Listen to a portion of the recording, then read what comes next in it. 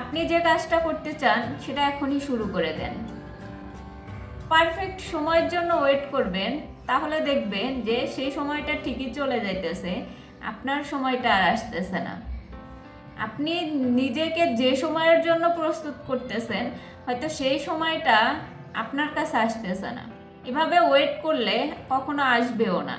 ধরেন আপনি পড়াশোনা করতেছেন, আপনার পড়াশোনা কমপ্লিট করে আপনি কোনো একটা কাজ করবেন, বা আপনি আশায় বসে আছেন যে আপনার পড়াশোনা শেষ হলে একটা পারফেক্ট সময় আসবে, যে সময়টাতে গিয়ে আপনি কিছু একটা করতে পারবেন।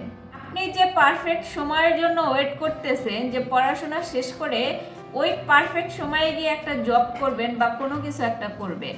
ধরেন আপনি যদি কোনো জায়গায় যেতে চান, তাহলে আপনি কি করেন? আগে জায়গা ঠিক করেন যে আমি এই জায়গায় যেতে চাই।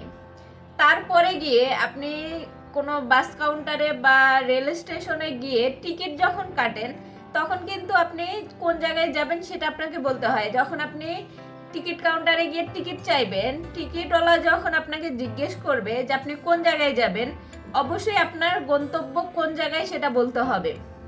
এখন আপনি টিকিট কাউন্টারে গিয়ে যদি বলেন যে আমি তো জানি না কোন জায়গায় যাব, তাহলে তো হবে না। ঠিক সেরকমই আপনার লাইফটা আপনি কোন দিকে নিয়ে যাবেন, কোথায় নিয়ে যেতে চান, সেই জিনিসটা আগে ডিসাইড করতে হবে। যেমন আমরা কোনো জায়গায় যাওয়ার আগে সেই জায়গাটা ডিসাইড করি, এবং কোথা দিয়ে যাব সেটা ডিসাইড করি, কোন গাড়িতে যাব, কোন বাসে যাব বা কোন ট্রেনে যাব সেটা ডিসাইড করি, তারপরে গিয়ে আমরা টিকিট কাটি। ঠিক সেরকমই আপনার লাইফটা যদি আপনি চেঞ্জ চান, যে আপনার লাইফটা আপনি পরিবর্তন চান, যে আমার লাইফটা আমি পরিবর্তন চাই, তাহলে আপনাকে আগে সেই গন্তব্যটা ঠিক করতে হবে যে আপনি কেমন পরিবর্তন চান, কোথা পর্যন্ত পরিবর্তন চান। আসসালামু আলাইকুম, সবাই কেমন আছেন? আশা করছি সবাই ভালো আছেন। মানুষ মাত্রই পরিবর্তনশীল। মানুষ একটা সময় যে কোনো দিক থেকে কোনো না কোনোভাবে পরিবর্তন হয়ে যায়। একটা সময় গিয়ে দেখবেন যে মানুষটাকে আগে আপনি যেমন দেখেছিলেন, সেই মানুষটা হয়তো তেমন আর নেই। সেই মানুষটা হয়তো অনেকটা পরিবর্তন হয়ে গেছে সময়ের সাথে সাথে। প্রত্যেকটা মানুষই পরিবর্তনশীল, এবং এই পরিবর্তনের পিছনে কিছু সময়, কিছু পরিবেশ, কিছু পরিস্থিতি কাজ করে। কিছু পরিস্থিতিতে আমরা এমনভাবে বদলে যাই যে আমাদের মধ্যে যে আগের সত্তাটা থাকে সেই জিনিসটা আর কাজ করে না। আমরা আগে যেটা ফিল করি সেটা আর পরে ফিল করতে পারি না। আসলে আমরা মানুষের যে ভালো মানুষই দেখি, যে ধনী হওয়ার যে গল্পটা দেখি, সেটা কতটুকু বাস্তবে সত্যি? সব কিন্তু বাস্তবে সত্যি না।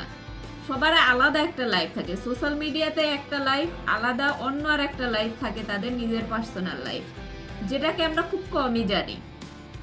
আমরা সোশ্যাল মিডিয়াতে সফলতার গল্প যে পরিমাণ দেখি, ব্যর্থতার গল্প কিন্তু সে পরিমাণ দেখি না।